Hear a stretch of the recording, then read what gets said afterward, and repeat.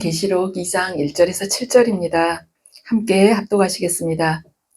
에베소 교회의 천사에게 이렇게 써 보내어라. 오른손에 7뼈를 쥐시고 7 금촛대 사이를 거니시는 이가 말씀하신다. 나는 내가 한 일과 내 수고와 인내를 알고 있다. 또 나는 내가 악한 자들을 참고 내버려 둘 수 없던 것과 사도가 아니면서 사도라고 자칭하는 자들을 시험하여 그들이 거짓말쟁이임을 밝혀낸 것도 알고 있다. 너는 참고 내 이름을 위하여 고난을 견뎌내고 낙심한 적이 없다. 그러나 너에게 나무랄 것이 있다. 그것은 네가 첫사랑을 버린 것이다. 그러므로 네가 어디에서 떨어졌는지를 생각해내서 회개하고 처음에 하던 일을 하여라.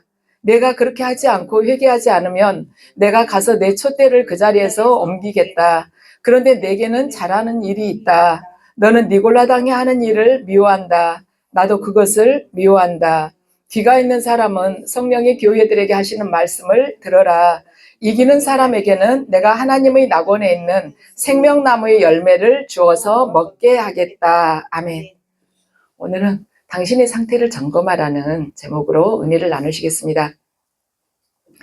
요한계시록 2장과 3장에는 소아시아 7교회에 보내는 편지들이 이렇게 주어졌는데요. 그런데 그 편지들을 가만 보면은 공통점이 이렇게 있습니다. 공통적으로 어떤 패턴이 있어요. 맨 앞에는 누가 보냈는가, 제일 먼저요. 그 다음 두 번째는 뭐냐면은 그 교회를 향해서 칭찬과 격려가 있어요. 그 다음에 세 번째는 뭐냐면 그러니까 칭찬과 격려가 있고 나서 그 다음에 책망과 권면이 있습니다. 그리고 마지막으로 약속과 축복의 말씀이 있습니다. 이걸 가만 우리 예수님께서 이렇게 주셨던 것을 보면은 우리도 남한테 뭔가를 이렇게 조언을 하고 변화되기를 바라는 그런 이야기를 전할 때 그냥 그 말부터 전할 것이 아니라 먼저 칭찬과 격려를 이렇게 하고 나서 그 다음에 책망과 권고를 하면 좋겠구나. 그렇게 하고 나면은 그러면 이러이러하게 너가 훨씬 더 말하자면 더 바르게 설 수 있어. 너의 미래가 이렇게 훨씬 더 아름다울 수 있어. 이렇게 약속과 축복의 이야기를 전하면 좋겠구나. 이걸 우리가 볼 수가 있죠. 7교회 중에서 서머나 교회하고 빌라델비아 교회는 책망을 받지 않고 칭찬만 들었던 교회입니다. 근데 주님께서 오늘 본문을 보면요. 에베소 교회에 여러 가지 칭찬을 하시지만 딱 한 가지를 질책을 하십니다. 그것은 뭐냐면 네가 처음 사랑을 버렸다는 것입니다. 내가 처음 사랑을 버린 것이다. 우연히 잃어버린 것이 아니라 네가 버린 것이다. 의지적으로 버렸다는 것이에요. 사람은요, 시간이 가면은 다 변합니다. 세상 일도 오래 하다 보면은 그게 익숙해져 가지고 처음 할 때 마음 같지가 않아요. 그런데 세상 일이라는 것은 몸에 이렇게 익숙해진 습관처럼 붙어 있기 때문에 그래서 그것이 타성에 젖어서요, 습관적으로 해도 약간의 열매는 나옵니다. 예, 그렇지만 신앙생활은 절대로 그렇게 해서는 안 된다는 것입니다. 교회 아무리 이렇게 자주 다닌다고 해서 그게 습관적으로 돼가지고 그게 열매가 잘 열리리라는 것을 우리가 기대해서는 안 된다는 것입니다. 주님께서는 시간이 흐를수록 더 깨어 있어야 된다고 말씀을 하십니다. 우리 신앙은요, 가만히 있으면, 방에 가만히 있으면 때 안 묻으니까 괜찮을 것 같지만 그렇지 않습니다. 우리는 영적인 존재예요. 마귀도 영적인 존재입니다. 수시로 우리에게 계속해서 공격을 하는 것이죠. 제가 얼마 전에 그 코로나 때문에 못 나올 때 집에서 그 주에 집에서 안방 앞에 있는 조그만 화단에다가 상추를 심고 이제 모종을 이렇게 받아가지고 파브리카하고 고추하고 가지를 이렇게 방울토마토랑 심었어요. 그 열리면은 참 예쁠 것 같아가지고. 그런데 이 베란다에 항상 방충망이 쳐져 있잖아요. 근데 이게 신기하게 커 갈수록 진딧물이 그렇게 생기는 거예요. 아침마다 가보면 진딧물이 있는 거 보세요. 도대체 어디서 들어오는지 방충망이 앞에가 있는데도 그 진딧물이, 이 나무들이 있기 전에는 진딧물 없었거든요. 그 앞에 아예 흙만 있을 때는. 그런데 진딧물이 생기는, 그러니까 매일 아침 가서 그 진딧물을 잡아줘야 돼요. 그래서 저 가만 생각 있을 때, 이 나무들은 식물이고 진딧물은 동물이잖아요. 전혀 다른 것인데 왜 생기는지 도대체 이유를 모르겠는 거예요. 그런데 제가 그걸 보면서 생각을 했어요. 우리 신앙생활도 가만 내버려 두면 괜찮을 것 같지만 끊임없이 영적인 진딧물들이 우리에게 달라와서 나는 것입니다. 방충망을 쳐갖고 절대로 들어올 수 없을 것 같지만은 우리가 어디 가서 막 악한 짓을 남을 사기를 친달지 아니면 음란한 행동을 할다지 그러지 않아도 어둠의 세력들은 계속 들어온다는 것이죠. 그래서 주님께서 시간이 흐를수록 깨어 있어야 된다고 말씀을 하신 것입니다. 그래서 신앙의 세계는 알아가면 알아갈수록 더 책임감이 느껴지고 이 길이 고독한 길이구나. 세상 모든 것들 사람 다 만나고 아는 척하고 가서 인기 좀 얻어야 되고 누구 가서 또 뭐 따라다녀야 되고 이렇게 가지고는 갈 수가 없는 길인 것입니다. 그리고 고난의 길이라는 것이 신앙의 길은. 이 에베소 교회를 보면은요, 당시 로마 제국에 많은 나라들이 있었지만, 로마 제국이 다스리는 많은 나라들이 있었는데, 그 중에서 4대 도시에 들어갈 만큼 굉장히 큰 도시였었습니다. 이 편지에서 쓰였을 때는요, 에베소 교회 인구가, 에베소에 있는 인구가 한 30만 정도 됐다고 그래요. 그러면 지금은 30만 명 정도면은 별로 큰 것 아닙니다. 그런데 그 당시에는 굉장히 어마어마하게 컸다는 것이죠. 그러니까 에베소가 굉장히 큰 도시였구나. 이걸 알게 된다는 것입니다. 그리고 에베소는요, 아주 그 유명한 아데미 신전이 있었습니다. 이건 아데미 신전은 7대 불가사의 중에 하나라고 그래요.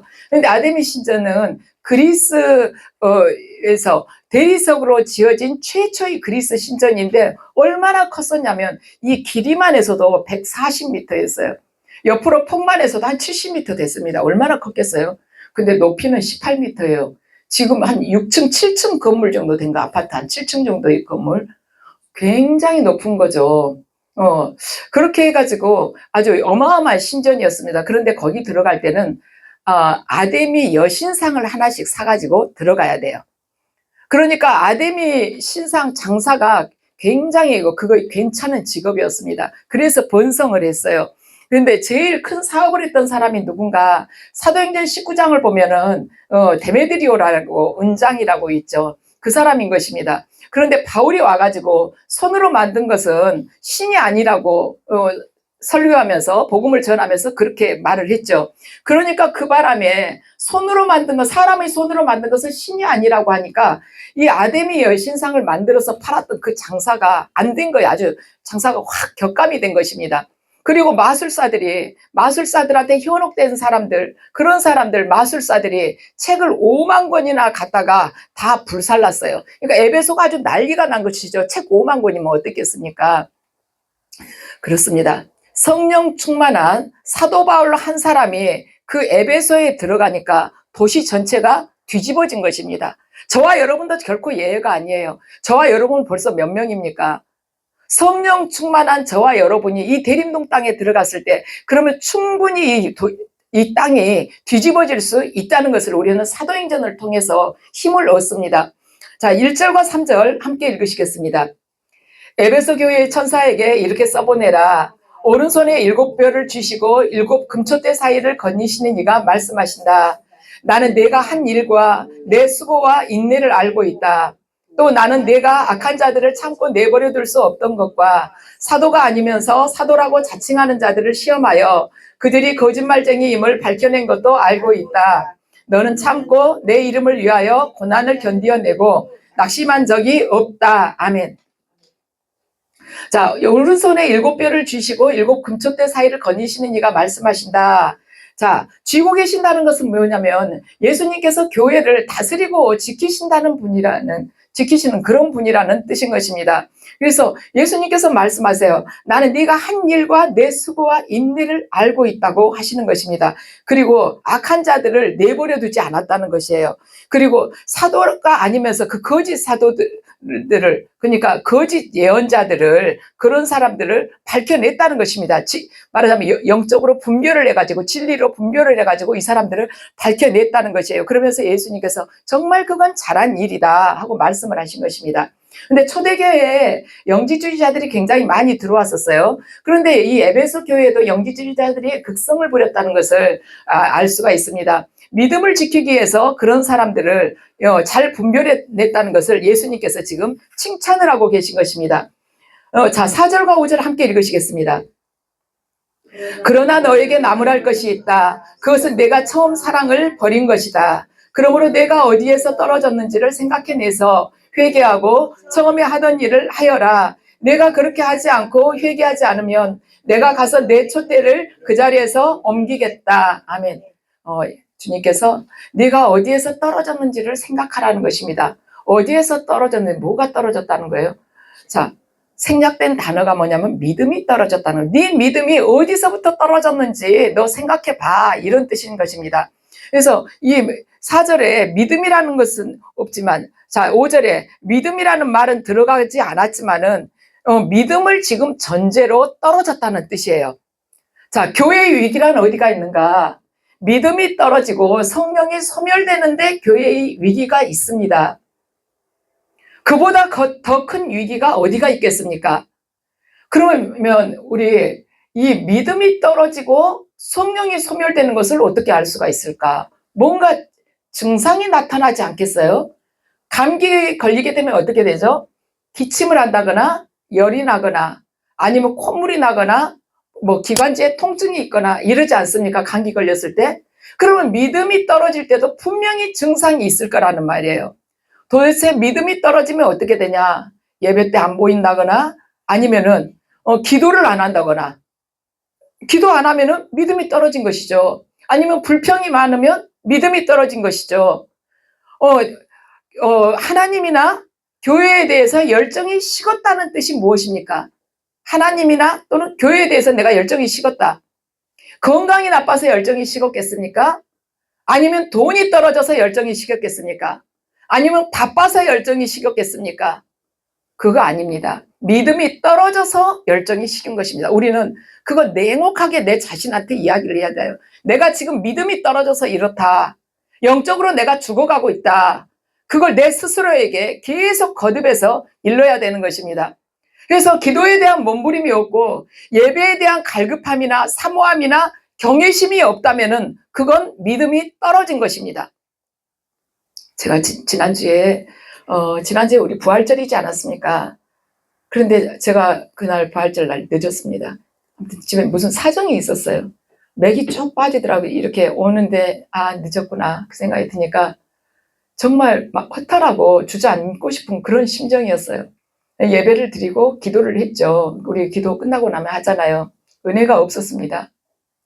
저는 그날 드린 예배를 주님께서 정말 흠양하시지 않는다는 그걸 예배 드리면서 느꼈습니다. 정말 주님 앞에 우리가 예배 드릴 때 미리서 준비를 하면서 주님께서 연락하시기를, 이 예배를 통해서 제가 주님께서 온전하게 원하시는 그 자로 영적으로 서기를 원하고 진리 말씀 앞에서 내가 내 자아가 온전하게 죽기를 기도하고 예배를 통해서 주님 홀로 온전히 영광 받으시기를 그렇게 간절하게 바라는 그 기도와 그 열망 앞에서 우리가 예배를 드릴 때 주님께서 흠양을 하시는 것이지, 우리들 스스로가 그렇게 주님에 대해서 귀하게 생각하지 않고 멸시한다면 그게 바로 멸시지 뭐겠습니까? 멸시가 바로 경멸인 것이죠. 그리고 형식적으로 그냥 매주마다 드리니까 그냥 드리는 거지, 이렇게 하게 된다면 정말 구약에서 그 말씀하셨던 선지자를 통해서 말씀하셨던 정말 내가 성전 문을 닫았으면 좋겠다, 그런 말씀을 주님께서 우리에게 하시지 않겠습니까? 너희들 왔다 갔다 하는 것도 보기도 싫어. 왜 와? 차라리 문 닫고 오지 마. 먹다 남은 15금박 갖다 나한테 얹어주려고 왔어? 이런 마음을 또한 품을 수도 있지 않겠습니까? 그분은 창조주이시고 영원하신 분이고 전능자예요. 우리는 그분에 의해서 빚어진 피조물에 불과합니다. 제가 참 회개를 많이 해서 제일 큰 잘못은요, 저한테 있는 것이에요. 지금 여러분들보다도 저한테 아주 큰 잘못이 있어요. 제가 회개를 계속 했었습니다. 너무너무 주님 마음 아프게 해드린 거고, 뭐 멸시한 정도가 아니다. 그거 경멸한 것이죠. 네가 나를 멸시하면 나도 너를 멸시한다고 분명히 말씀하시지 않았습니까? 네가 나를 존중하면 나도 또한 너를 존중하겠다. 우리는 존중받고는 싶어도 상대방을 존중하지는 않는 경향도 있어요. 그런데 우리가 이 하나님과 우리 사이의 이 말씀을 통해서도 그걸 깨달아가야 되고 변화돼야 된다는 것입니다. 자, 데살로니가 전서 5장 6절 10절 함께 읽으시겠습니다. 좀 뒤쪽에 올라와 있죠. 제일 마지막에요. 함께 읽으시죠. 그러므로 우리는 다른 사람들과 같이 잠자지 말고 깨어 있으면서 정신을 차립시다. 그리스도께서 우리를 위하여 죽으신 것은 우리가 깨어있든지 자고 있든지 그리스도와 함께 살게 하려고 하는 것입니다. 아멘. 다른 사람들과 같이 잠자지 말고 깨어있으면서 정신을 차립시다. 지금 오늘 이 시간에도요, 나중된 자가 먼저된 자가 분명히 있을 것입니다. 먼저된 자가 나중된 자가 오늘도 수없이 말하자면 지구상 곳곳에서 그런 일들이 일어나고 있을 거예요. 우리 다 믿음 생활 한 지 어느 정도 됐습니다. 그러면 뭐 이제는 다 아니까. 아는 것이 아니죠. 믿음은 내 영이, 나의 영이 오직 주님의 영과 하나가 되느냐는 거예요. 지식으로는 우리 이 세상 사람 따라갈 수가 없습니다. 그런데 내 영이 온전히 주님 앞에서 엎드려서 그분 앞에서 내 자아가 죽고 그분으로 살기를 원하는 그 믿음 안에 내가 들어가 있느냐는 것입니다. 그래서 깨어있으라는 거예요. 사성에 젖은 사람들은 다들 자죠. 그런데 우리가 그것을 뭐 남도 그러니까 믿음 생활은 남하고 비교하는 것이 아니에요. 제가 금요일 날도 예배 설교 때 말씀을 드렸지만 믿음 생활은 예수 그리스도와 나와의 1대1의 관계인 것입니다. 다른 사람하고 비교해가지고 그 사람보다는 내가 낫다. 그걸 비교를 하면 이건 신앙생활이 아니에요. 종교생활인 것이죠. 종교생활 안에는 생명이 없습니다. 자, 5절을 보면은요, 첫사랑 회복하는 법에 대해서 주님께서 말씀을 하십니다. 5절 다시 한번 읽으시겠습니다. 그러므로 내가 어디에서 떨어졌는지를 생각해 내서 회개하고 처음 하던 일을 하여라. 내가 그렇게 하지 않고 회개하지 않으면 내가 가서 내 촛대를 그 자리에서 옮기겠다. 아멘. 어디서 떨어졌는지 네가 잘 생각해 보라는 기도하면서 주님께 주님, 제가 어디서부터 이 믿음이 빗나갔을까요? 주님께 모르면은 계속 주님께 기도하면서 그 뜻을 구하는 것입니다. 신실하게 예수 믿다가 육신의 호흡이 끊어진 자가 죽은 자가 아니라 죄 가운데서 주님과 단절된 자가 바로 죽은 자입니다. 죄로 인해서 죽음과 단절된 자가 죽은 자라는 것이죠. 그래서 회개하라는 것입니다. 그리고 처음에 하던 일을 하라는 것입니다. 우리가 성령 안에서 거듭났고 인격적으로 주님을 만나고 그럴 때는 뭘 합니까? 주님께서 제 생명을 달라시면 제 생명을 드리겠습니다 하는 이런 고백의 기도까지 하지 않습니까? 그런 시간들이 우리들 각자에게 분명히 있었을 것입니다. 그런데 지금 우리 스스로는 주님께서 나와 함께 하신다, 또한 주님께서 나를 떠나지 않으셨다 하고 생각하고 있을 수 있지만 주님과의 첫사랑이 이미 식어버린 그 상태에서 내가 지금 예배드릴 수도 있다는 것입니다. 내 스스로의 착각이에요. 주님이 지금 나와 함께 하시지, 주님이 나를 많이 사랑하시지, 주님은 나를 떠나시지 않아. 이것은 나 혼자서 하는 위로일 수 있다는 거예요. 내가 이미 첫사랑을 버려버린 상태인지도 모르면서. 에베소 교회가 바로 이런 교회였습니다. 그들은 주님을 인격적으로 만났고 주님을 향해서 인내하고 헌신하고 하는 그러한 정열도 또한 있었습니다.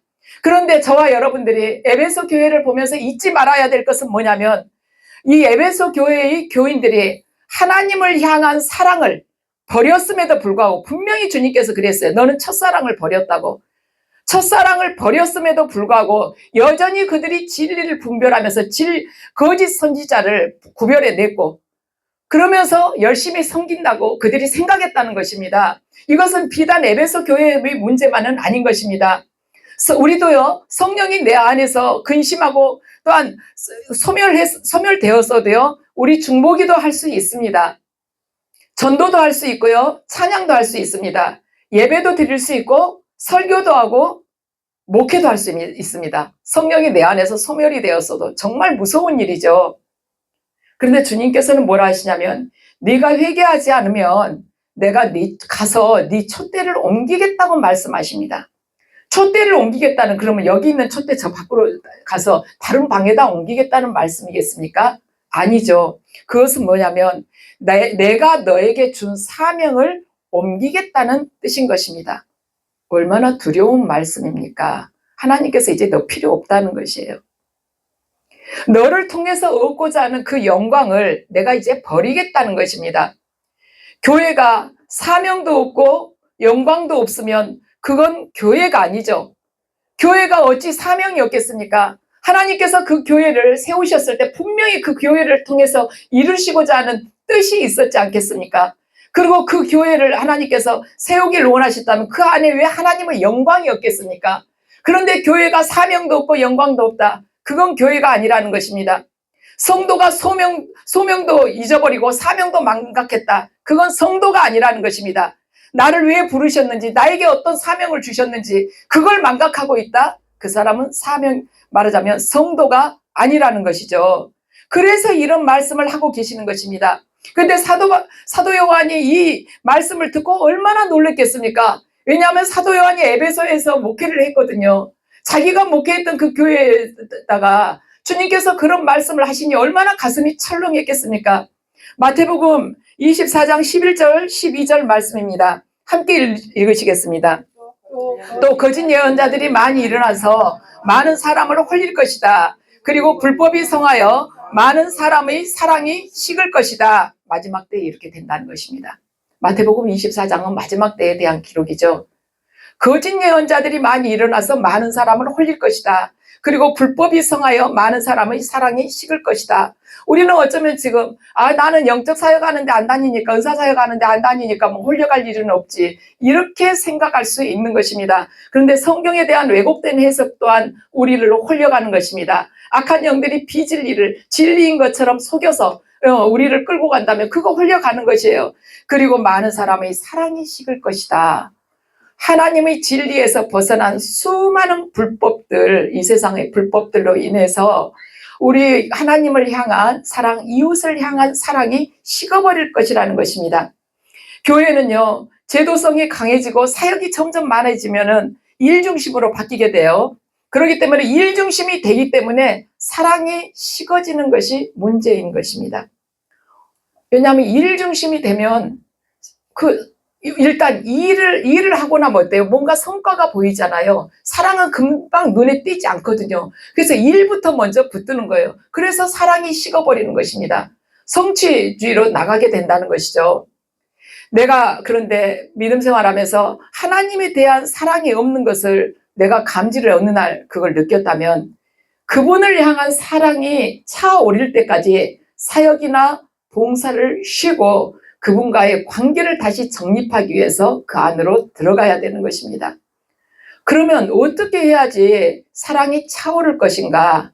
처음 사랑을 기억하라는 것입니다. 그리고 회개하라는 것이에요. 그리고 처음에 하던 일을 해라. 이렇게 주님께서 말씀을 하십니다. 말씀을 붙들고 다시 순종하라는 것이에요. 내가 무슨 말씀을 기억해야 되지? 어떤 말씀을 내가 주님으로부터 받았지? 내게 어떤 사명이 주어졌는가? 그것을 다시 확인하는 것입니다. 그리고 심령이 깨끗해져야 된다는 것입니다. 이것은 굉장히 쉬운 일 같지만 쉽지는 않습니다. 자, 6절 말씀 함께 읽으시겠습니다. 그런데 내게는 잘하는 일이 있다. 너는 니골라당이 하는 일을 미워한다. 나도 그것을 미워한다. 아멘. 에베소 교회하고 버가모 교회에 침투한 이단의 일파 가운데 니골라당이 있었습니다. 이 니골라당은 어떠한 것이냐면, 어떠한 것을 주장을 하냐면, 하나님을 한번 믿은 후에는 무슨 일을 해도 죄가 되지 않는다는 그러한 말하자면 사고를 가지고 있었습니다. 그렇기 때문에 하나님 한번 믿고 나서는 무슨 일을 해도 괜찮다는 이러한 말하자면 사고를 가지고 있었기 때문에 방종과 향락을 일삼았죠. 하나님을 믿고 난 다음에 자기 마음대로 사는 거예요. 왜냐하면 다 죄가 되지 않는다고 했기 때문에. 그래서 교회 안에도 그런 무리가 있었다는 것입니다. 그런데 에베소 교회가 그것을 미워했다는 것입니다. 교회 안에서도 여전히 우상 숭배하고 이방인들이 신전에 출입하는 그런 일들이 비일비재했다는 것입니다. 그런데 너희 에베소 교회는 그걸 미워한다. 나도 그걸 미워한단다. 하고 주님께서 말씀을 하시는 것입니다. 지금 여기서도 마찬가지입니다. 이 시대에도 마찬가지예요. 믿음 생활 하다가 힘들면 세상 방법 찾으려고 세상을 끼웃끼웃하고, 그리고 세상 속에서 빠져 살다가 어떤 환란이 닥치면 하나님께 도움 구하려고 그 다음에는 손 내밀고 그냥 양쪽 왔다 갔다 하는 거예요. 또는 말씀과 기도는 시간이 잘 되지 않는다고 뒷전에다 미루면서 유튜브에 중독돼 가지고 계속 접속하고, 그 시간이 얼마나 많습니까? 그리고 영원한 것은 취하려고 생각하지 않고 썩어 없어질 것을 계속 취하려고 하면서 세상 것에 마음이 빼앗기고, 또 10년 전에 미워했던 사람 아직도 용서하지 못하고 지금도 그냥 끈질기게 미워하고 있고, 주신 사명은 게을러서 못하면서 입술로는 부담스럽고 바쁘다는 핑계로 미루면서 예배 드릴 때는 은혜 참 없다고, 은혜 주시겠습니까? 그러는데 그렇게 이야기를 하기도 해요. 뭐 남의 이야기가 아니죠. 그런데 이걸 미워해야 된다는 것입니다. 예배소 교회가 니골라당을 미워했다잖아요. 우리에게 있어서 니골라당은 바로 이런 것들이에요. 이걸 미워해야 된다는 것입니다. 우리 집에 쥐가 만약에 한 마리 들어왔다고 해봐요. 우리 그대로 삽니까? 그 쥐 귀엽고 잡죠? 쥐가 아니라 파리나 모기가 한 마리만 들어왔다 해도 우리 그거 잡잖아요. 여러분, 자다가 모기 한 마리 날아다니면은 그냥 계속해서 손으로 얼굴 치면서 자요? 아니잖아요. 불 탁 껴가지고는 귀엽고 쫓아가가지고 어떻게 해서든지 그거 뭐 천장에 붙든 어쩌든 귀엽고 해서 약 뿌리고 해가지고 잡고 자잖아요. 내가 미워하는 그 증오심은 어디서 왔겠습니까? 내가 기도가 게을러졌다? 또 믿음 생활에 내가 불이 없다면 내 안에, 지금 내 안에 쥐보다도 훨씬 더 큰 것이 지금 들어온 것입니다.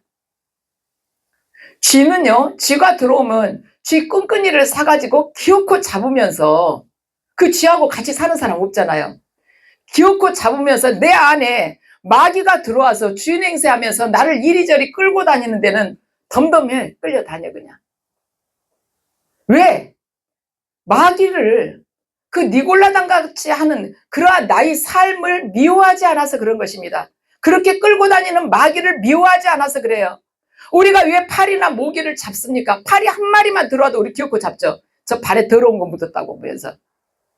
미워하니까 잡잖아요.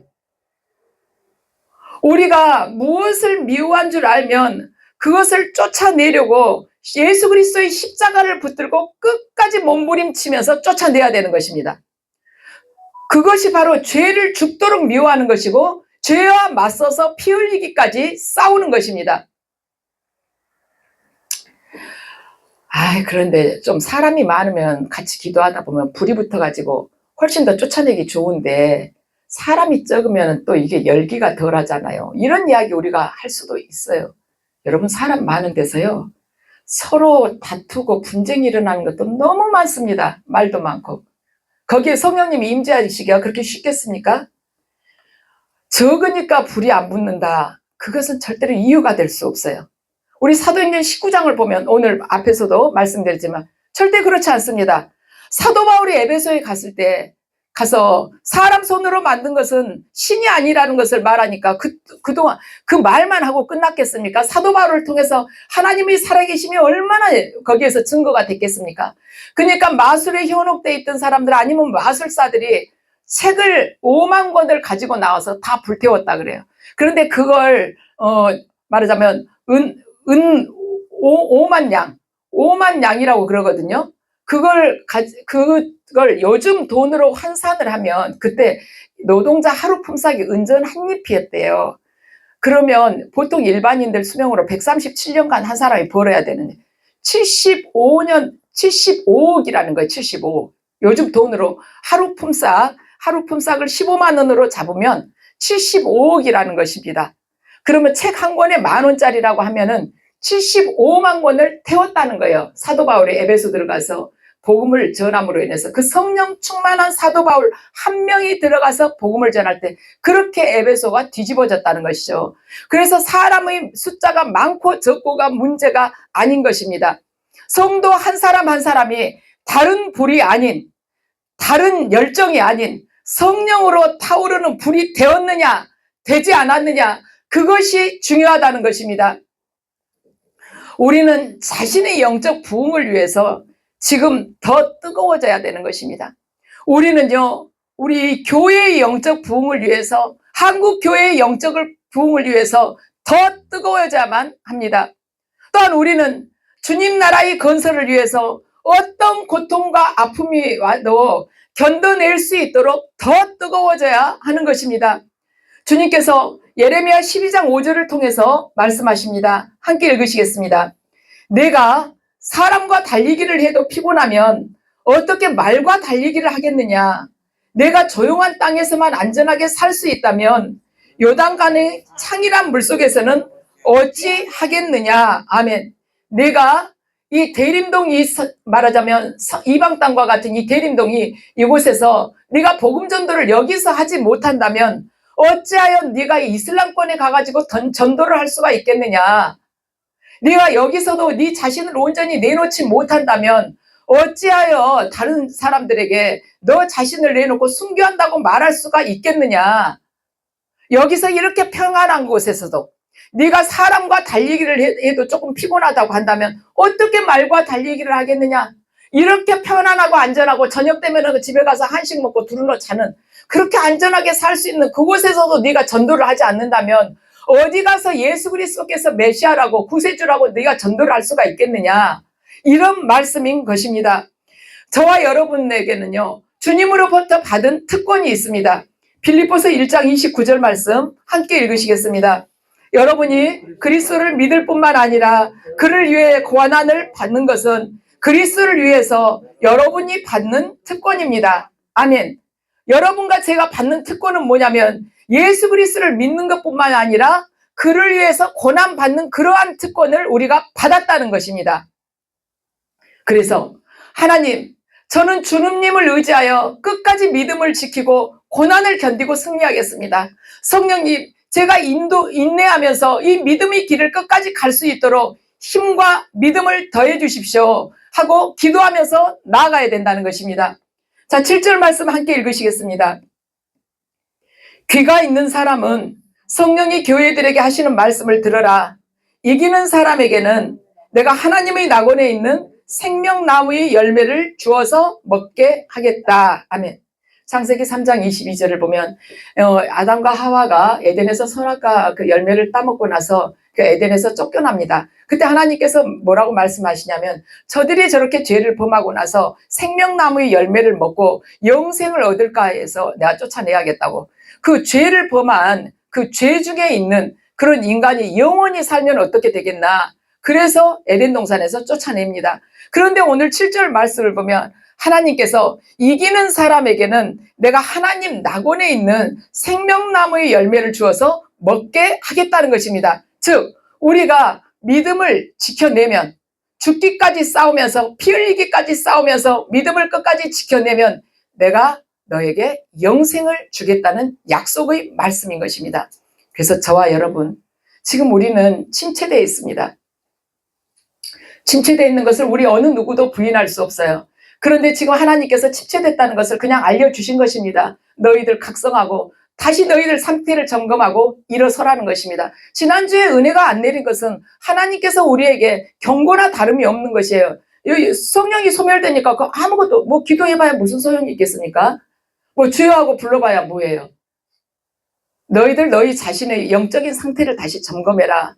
그리고 다시 일어서라. 너희들 첫사랑을 회복해라. 네가 어디에서 떨어졌는지 그걸 상태를 보아라. 그리고 다시 일어서서 내가 너에게 준 그 특권, 네 자신이 먼저 영적으로 부흥하고 네가 속한 교회가 영적으로 부흥하고 한국 교회가 영적으로 부흥할 수 있도록 너희들 일어서야 된다. 더 뜨거워져야 된다. 그리고 예수 그리스도께서 우리에게 주신 고난받는 그 특권을 네가 온전히 누리게 될 때 너는 말하자면 생명나무의 그 열매를 먹게 된다는 것입니다. 영생하는 열매를 내가 너에게 주어서 먹게 하겠다. 저와 여러분들 소망이 뭡니까? 영생이잖아요. 저와 여러분들이 이 땅에서 그 고난받는 특권까지도 기꺼이 감수하면서 살아갈 때 저와 여러분뿐만이 아니라 너와 내 집이 구원받았다. 너와 네 집이 영생에 이르게 내가 하겠다는 그 하나님의 약속이 저와 여러분을 통해서 그대로 이루어질 것입니다. 우리 늦지 않았습니다. 오늘부터 시작인 것입니다. 지금 이 순간부터 시작인 것입니다. 그래서 다시 믿음을 회복하고 기도를 회복하고 예배를 회복하고 예배를 주님께서 기뻐 받으실 수 있는 예배로 우리가 드릴 수 있도록 우리 마음가짐 다시 점검하면서 일어서시기를 예수 그리스도의 이름으로 축원합니다.